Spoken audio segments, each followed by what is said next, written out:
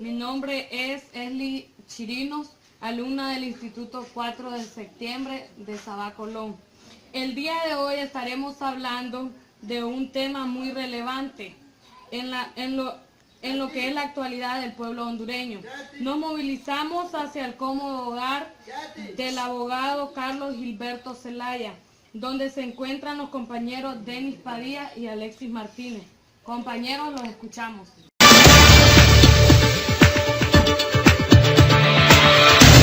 Tarde, estamos aquí con el juez municipal de Olanchito, el abogado Carlos Gilberto López, para hacerle las siguientes preguntas referentes a la política. Señor don Gilberto, según su experiencia laboral, ¿cómo define las ciencias políticas? En primer lugar, muy buenas tardes, apreciables estudiantes del 4 de septiembre. Les agradezco este momento en que me han tomado en cuenta para hacer este tipo de entrevistas. Y quiero decirles efectivamente que lo laboral en Honduras necesita hacerle cambios, porque lo que sucede es que como aquí se está montando una dictadura en este país, y las dictaduras hacen mucho daño a un pueblo, no solo a lo laboral, sino a la educación, a la salud, porque ahorita los alumnos que salen graduados de los distintos colegios y las distintas universidades solo salen con el título a guardarlos en sus casas y no encuentran empleo. Siguiente pregunta. ¿Qué papel juega la política dentro del desarrollo de una nación? Como conocemos que la política es una ciencia, y si se aplicara como ciencia en Honduras, Honduras estuviera súper desarrollado, porque nosotros tenemos ya un montón de años de pertenecer a la democracia, porque la democracia aquí en Honduras entró el año 1891, cuando se funda el primer partido de Honduras de esta nación. El Partido Liberal fue fundado por el señor Policarpo Bonilla, Manuel Bonilla y Terencio Sierra. Y entonces la segunda elección se fue don Manuel Bonilla y Terencio Sierra, y los liberales pegan el primer golpe de Estado a este país y no le entrega la presidencia al ganador, que era Manuel Bonilla, y entonces definitivamente don Manuel Bonilla se enoja tanto y funda el Partido Nacional en 1902. Desde 1902 a 1928 Honduras tiene excelente gobierno. Los Tota Ferrera, los Bonías y los Bogranes y los Midense Soto. En aquel entonces eran 6 años de gobierno, no 4 como ahora. Pero en 1928 siguen los liberales en el poder y gana otro liberal la presidencia de la República, el general y doctor Tiburcio Carías Andino. No le entregan la presidencia al ganador, sino al que pierde. Segundo golpe de los liberales a los mismos liberales. Se enojó tanto el general Carías y con las armas sacó a los liberales del poder para montar una dictadura de 16 años, pero ya hecho nacionalista el general Carías. Se deshace del Partido Liberal y se adhiere al Partido Nacional. En 1948 hay elecciones libres y las gana el doctor Juan Manuel Gálvez. Podía continuar hasta el momento en que estamos, pero como es una entrevista no me puede exceder tanto. Quiero decirles que la política es lo más importante para el desarrollo de un país, pero con el tipo de gobiernos que hemos tenido, que son de tipo capital nada más, porque cuando nosotros elegimos y damos el voto, lo damos para que nos representen a través de los diputados y las municipalidades. Y un día después de que nosotros votamos por esta gente, no representan a la clase social más pobre de este país, como son los campesinos y los obreros, y maestros y otros estratos sociales que no tienen capital. Efectivamente, no puede haber desarrollo en un país con este tipo de gobierno. Según su percepción, ¿cómo se ha utilizado la política en nuestro país? La política en Honduras solo ha sido utilizada para beneficio de 4 y para el daño del 96% de la nación. Esto quiere decir que de todo lo que este país percibe la sociedad, solo son impuestos y nada de beneficios.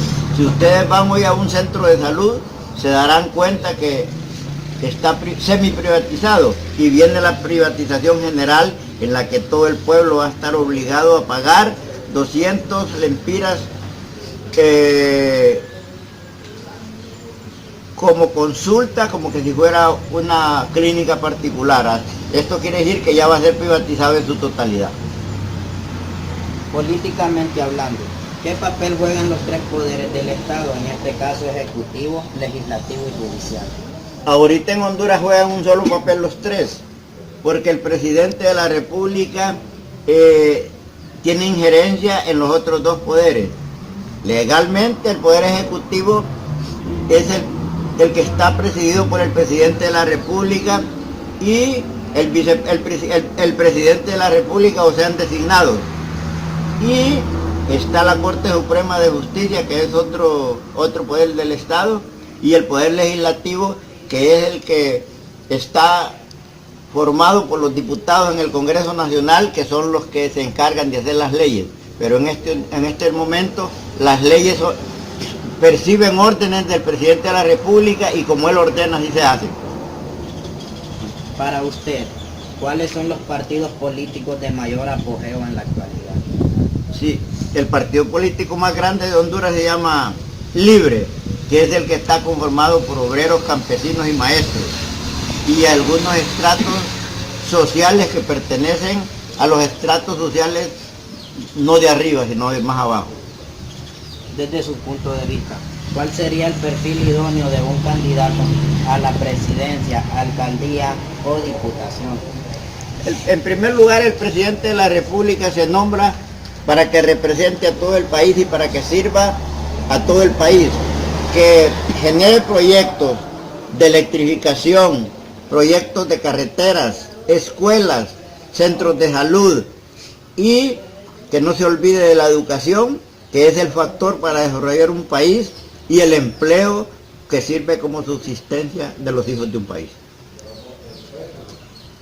¿Cómo es la participación de los organismos internacionales en el desarrollo electoral de un país?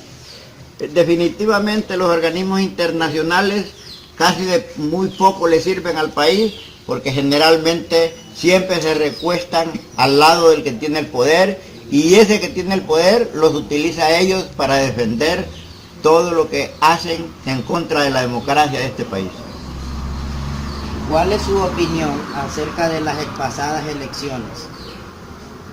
Las pasadas elecciones en Honduras son totalmente ilegales porque hubo un fraude enorme, y ese fraude enorme fue el que vinieron a legalizar los organismos internacionales.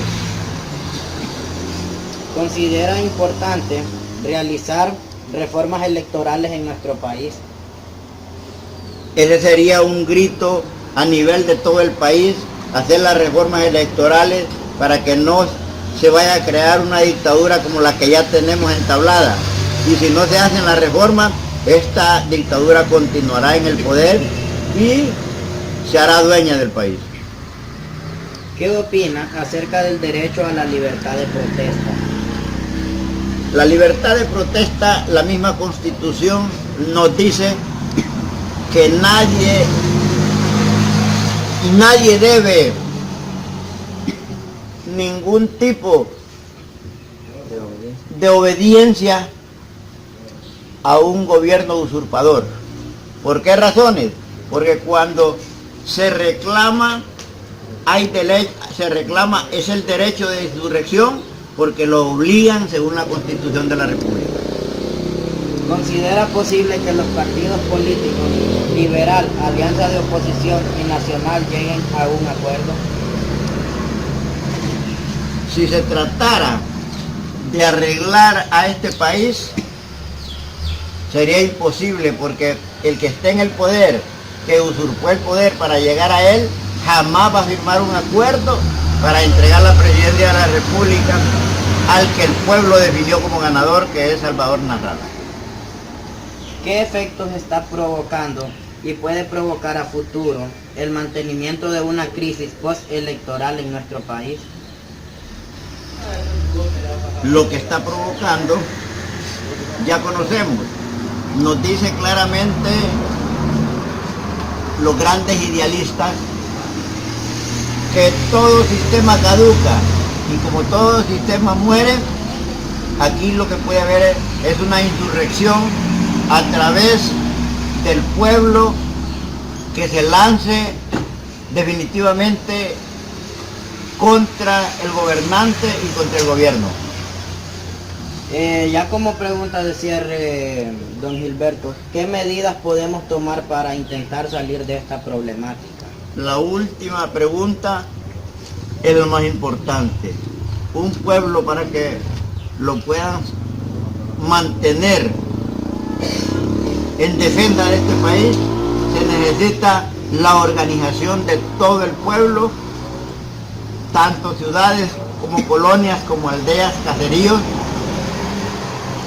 las ciudades más grandes y las más pequeñas y la capital de la República deben de estar todas totalmente organizadas para defender este país.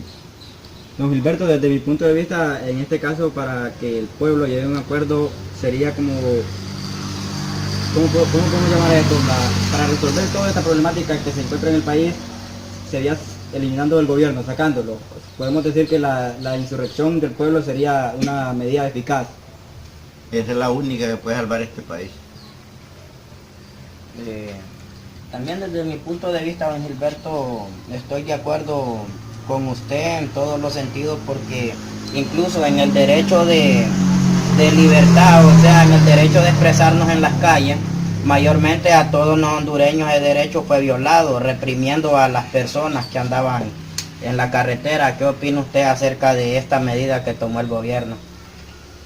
Bueno, como dice que nadie debe obediencia a un gobierno usurpador, el gobierno no tenía por qué asesinar a su pueblo, y sin embargo lo hizo. Y ni derechos humanos ni los organismos internacionales se han pronunciado al respecto en defensa de este pueblo que se llama Honduras. Bueno, don Gilberto, muchas gracias por haber respondido a todas nuestras preguntas. Espero que se haya sentido cómodo con la manera de expresarnos, y no sé si usted tiene alguna pregunta hacia nosotros. La única que tengo es que si ustedes creen que con el diálogo se va a resolver esto. Mire, desde mi punto de vista es una salida nula. Desde mi punto de vista no creo que los tres partidos puedan llegar a un acuerdo. Por lo tanto, el diálogo con el gobierno que estamos, un gobierno muy cerrado, y no creo que se llegue a un acuerdo para resolver la problemática. Eso es todo, gracias por haber respondido a nuestras dudas. Don Gilberto, pues acabamos de estar con el abogado del municipio de Olanchito, juez de policía, don Gilberto López, que nos ha respondido varias dudas. Entonces, gracias al señor Carlos López por haber respondido nuestras dudas.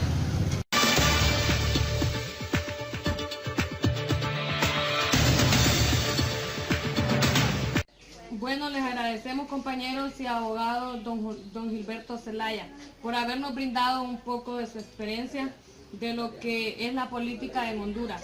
Que tengan una hermosa tarde a ustedes, compañeros, y al abogado Gilberto Zelaya.